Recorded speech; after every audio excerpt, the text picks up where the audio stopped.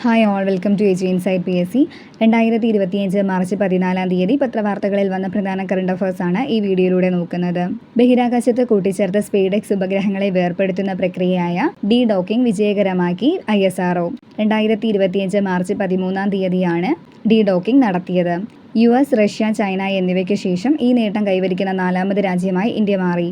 2024 December 30 വ്യത്യസ്ത ഭ്രമണപഥങ്ങളിലായി SpaDeX 01 target, SpaDeX 02 chaser ഉപഗ്രഹങ്ങളെ വിക്ഷേപിച്ചു. ജനുവരി 16 docking നടത്തിയത്. നിലവിൽ ചേസറും ടാർഗറ്റും 2 ഉപഗ്രഹങ്ങളായി ഭൂമിയെ ചുറ്റുന്നു. ചന്ദ്രനിൽ ഇന്ത്യക്കാരെ എത്തിക്കുക, ചന്ദ്രനിൽ നിന്ന് സാമ്പിൾ തിരികെ കൊണ്ടുവരിക, ഭാരതീയ അന്തരീക്ഷ സ്റ്റേഷൻ നിർമ്മിക്കുകയും പ്രവർത്തിപ്പിക്കുകയും ചെയ്യുക തുടങ്ങിയ ഇന്ത്യയുടെ ബഹിരാകാശ ലക്ഷ്യങ്ങൾക്ക് ഡോക്കിംഗ് സാങ്കേതികവിദ്യ ആവശ്യമാണ്. നിലവിലെ ISRO ചെയർമാൻ ഡോക്ടർ നാരായണൻ. ധാതു ഇറക്കുമതിയെ ആശ്രയിക്കുന്നത് കുറയ്ക്കുന്നതിനായി നിർണായക ധാതുക്കൾക്കായുള്ള ആദ്യ പര്യവേഷണ ലൈസൻസിംഗ് ലേലം സെൻട്രൽ ഗവൺമെന്റ് ഗോവയിൽ ആരംഭിച്ചു. G20 grade and investment working group meeting ആതിഥേയത്വം വഹിക്കുന്നത് സൗത്ത് ആഫ്രിക്ക. 2025 G20 വേദി സൗത്ത് ആഫ്രിക്ക. പ്രമേയം സോളിഡാരിറ്റി, സമത്വം, സുസ്ഥിരത. 2025 world audio visual and entertainment ഉച്ചകോടി വേദി മുംബൈ. ഇന്ത്യ ബംഗ്ലാദേശ് നാവികാഭ്യാസം ബോംഗോ സാഗർ.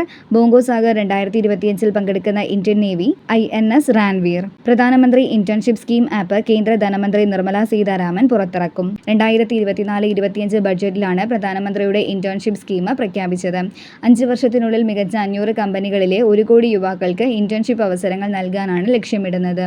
ഇന്റേൺഷിപ്പിനായുള്ള ആദ്യത്തെ ഫെസിലിറ്റേഷൻ സെന്റർ ധനമന്ത്രി ഉദ്ഘാടനം ചെയ്യുന്നത് കൊൽക്കത്ത. ഫെബ്രുവരിയിലെ കണക്ക് പ്രകാരം ഏറ്റവും ഉയർന്ന റീറ്റെയിൽ പണപ്പെരുപ്പ നിരക്കുള്ള സംസ്ഥാനം കേരളം 7.3%. ഏറ്റവും കുറഞ്ഞത് തെലങ്കാന 1.3%. 2025 തകഴി സാഹിത്യ പുരസ്കാരം ലഭിച്ച മലയാള എഴുത്തുകാരി KP സുധീര. അടുത്തിടെ ഏത് സംസ്ഥാനമാണ് ആദ്യമായി പച്ച പപ്പായ ബ്രിട്ടനിലേക്ക് കയറ്റുമതി ചെയ്തത്? ഒഡീഷ. തദ്ദേശീയമായി വികസിപ്പിച്ച എയർ ടു എയർ മിസൈൽ അസ്ത്ര തദ്ദേശീയ നിർമ്മിത യുദ്ധവിമാന തേജസ് MK-1 നിന്നും വിജയകരമായി വിക്ഷേപിച്ചു. അസ്ത്ര രൂപകൽപ്പന ചെയ്തത് DRDO. 30ാമത് UN കാലാവസ്ഥാ ഉച്ചകോടിയുടെ വേദി ബ്രസീൽ. സംസ്ഥാന ബഡ്ജറ്റ് ലോഗോയിൽ നിന്നും ഇന്ത്യൻ രൂപയുടെ ചിഹ്നം മാറ്റിയ സംസ്ഥാനം തമിഴ്നാട്. ഗോവ ഗവർണർ PS ശ്രീധരൻപിള്ളയുടെ ഇംഗ്ലീഷ് കവിതാ സമാഹാരമായ ഓ മിസോറാമിന്റെ കൊങ്കണി പതിപ്പ് ഹേ മിസോറാം.